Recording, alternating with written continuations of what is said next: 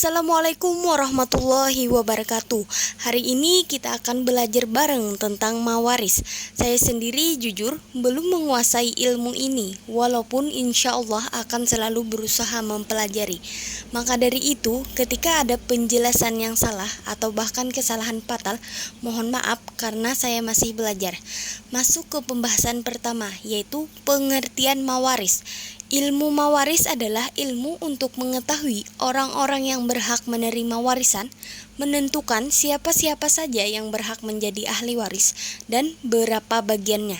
Sebelum harta peninggalan dibagi sesuai bagiannya, ada 3 yang harus diselesaikan, yaitu biaya-biaya penyelenggaraan jenazah, pelunasan hutang, dan pelaksanaan wasiat.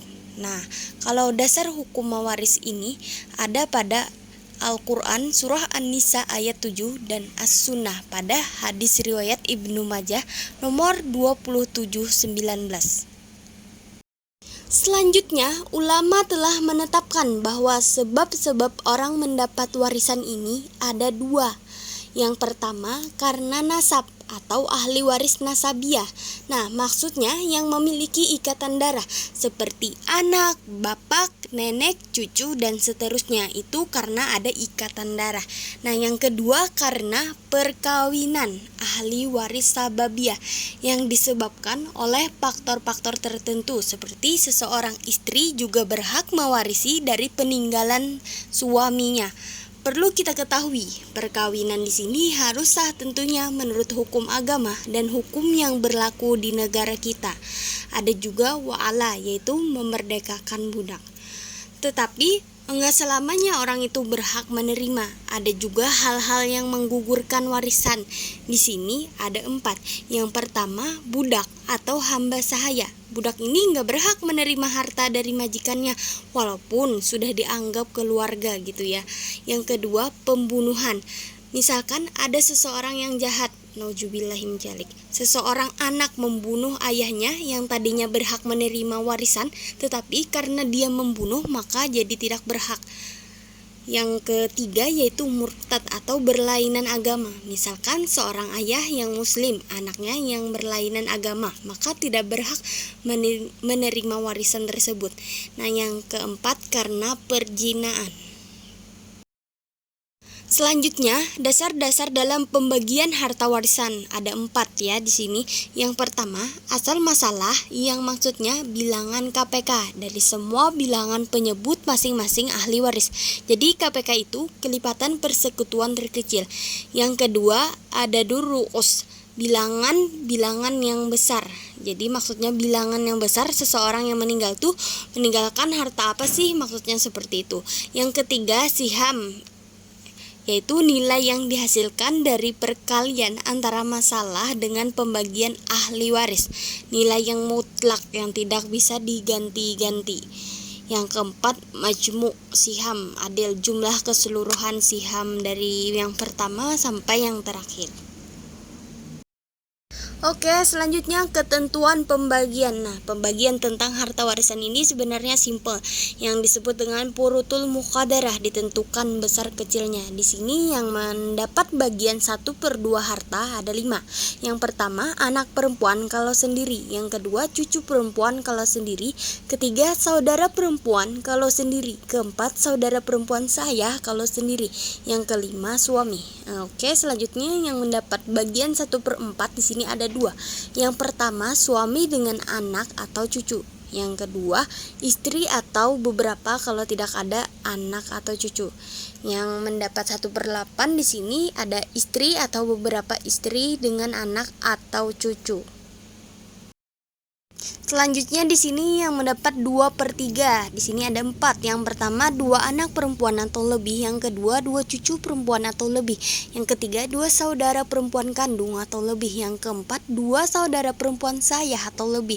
Nah, yang mendapat 1/3 di sini ada 2. Yang pertama ibu kalau tidak ada anak. Cucu dari garis laki-laki 2 saudara kandung atau saya atau seibu. Yang kedua 2 atau lebih anak ibu baik anak laki-laki atau perempuan. Nah, sedangkan yang mendapat 1/6 sini ada 8 orang. Yang pertama, ibu bersama anak laki-laki, cucu laki-laki, atau 2 atau lebih saudara perempuan kandung atau perempuan seibu. Yang kedua, nenek garis ibu. Kalau tidak ada ibu dan ayah terus ke atas. Yang ketiga, nenek garis ayah. Kalau tidak ada ibu dan ayah terus ke atas. Yang keempat, 1 atau lebih cucu perempuan dari anak laki-laki bersama 1 anak perempuan kandung. Yang kelima, 1 atau lebih saudara perempuan saya bersama 1 saudara perempuan kandung. Yang keenam, ayah bersama anak laki-laki atau cucu laki-laki. Yang ketujuh, kakek kalau tidak ada ayah. Yang ke-8, saudara seibu atau orang baik laki-laki atau perempuan. Saudara seibu 1 orang maksudnya. Selanjutnya saya akan memberikan contoh kasus. Nah, di sini seorang perempuan meninggal dunia dengan ahli waris seorang suami, seorang ibu, dan seorang anak laki-laki. Harta yang ditinggalkannya sebesar 300 juta rupiah. Maka pembagiannya adalah, nah yang maksud di sini pembagian ahli warisnya dan hartanya bagaimana. Nah, dari soal ini ada yang saya kasih huruf besar. Huruf besar ini menunjukkan ahli waris. Di situ ada seorang suami, seorang ibu, dan seorang anak laki-laki. Kemudian harta yang ditinggalkannya 300 juta. Nah, ini poin pentingnya.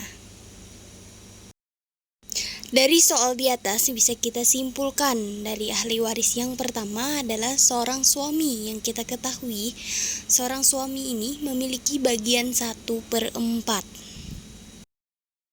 Selanjutnya seorang ibu. Di sini seorang ibu memiliki bagian 1/6. Yang ketiga, anak laki-laki. Anak laki-laki di sini yang dimaksud hanya 1 orang saja. Nah, seorang anak laki-laki ini memiliki bagian asabah atau sisa. Nah, sisa dari pembagian suami, ibu, kemudian sisanya buat siapa? Yaitu buat anak laki-laki yang ini. Yang terakhir ini adalah asal masalah. Kita menghitung asal masalah seperti yang sudah saya jelaskan bahwa asal masalah ini KPK, kelipatan persekutuan terkecil. Dari mana? Dari bilangan penyebut ahli waris. Di sini bilangan ahli waris yang ada hanya seorang suami yaitu 4 dan seorang ibu yaitu 6. Maka kita mencari asal masalah dari KPK 6 dan 4.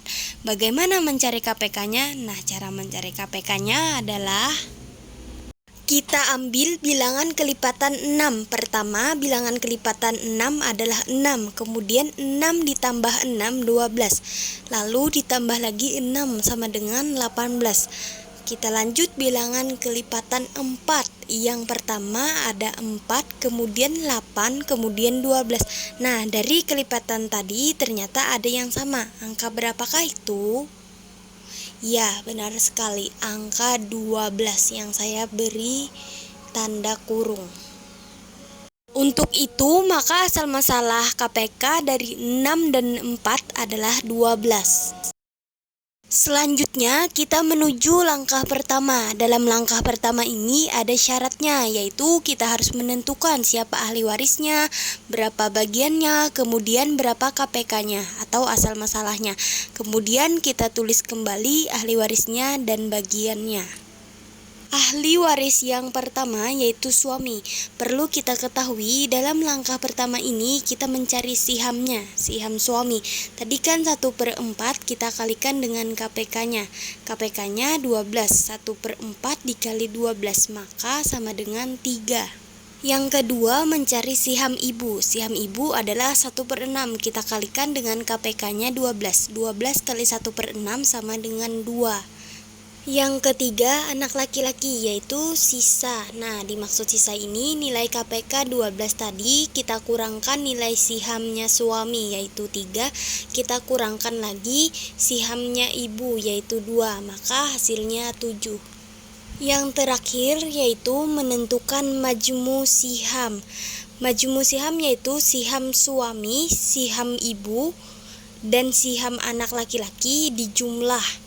3 ditambah 2 ditambah 7 ketemu 12. Nah, di sini saya garis bawahi nilai KPK dan nilai majmu siham haruslah sama. Kalau sudah sama, kita lanjut ke langkah kedua.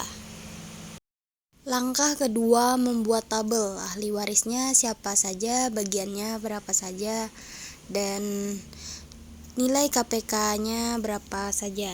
Nah, di sini ahli warisnya ini ada suami, ibu, anak laki-laki, majmu siham. Bagiannya suami ada 1/4, ibu 1/6, anak laki-laki sisa. Nilai KPK-nya 12, kemudian diikuti dengan langkah jihamnya suami 3 dan seterusnya sampai 12. Nah, di langkah kedua ini menuliskan tabel yang dikemas dalam data seperti ini. Kemudian dalam kasus tadi uang yang ditinggalkan 300 juta, maka 300 juta dibagi dengan majmu sihamnya yaitu 12. 300 juta dibagi 12 sama dengan 25 juta. Nah, ternyata langkah kedua ini kita menghasilkan nominal harta yaitu sebanyak 25 juta.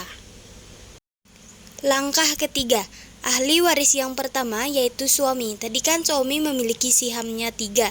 Kita kalikan dengan nominal harta 25 juta. Untuk itu seorang suami mendapatkan harta 75 juta. Yang kedua yaitu ibu. Ibu memiliki siham 2 dikalikan dengan nominal harta 25 juta. Maka ibu berhak atas harta 50 juta. Yang terakhir yaitu anak laki-laki yang memiliki sihamnya tadi 7 dikali hartanya 25 juta, maka hasilnya yaitu 175 juta untuk anak laki-laki. Nah, jadi seorang istri yang meninggal kemudian meninggalkan harta 300 juta, maka ahli waris yang berhak mendapatkannya dengan rincian seperti ini.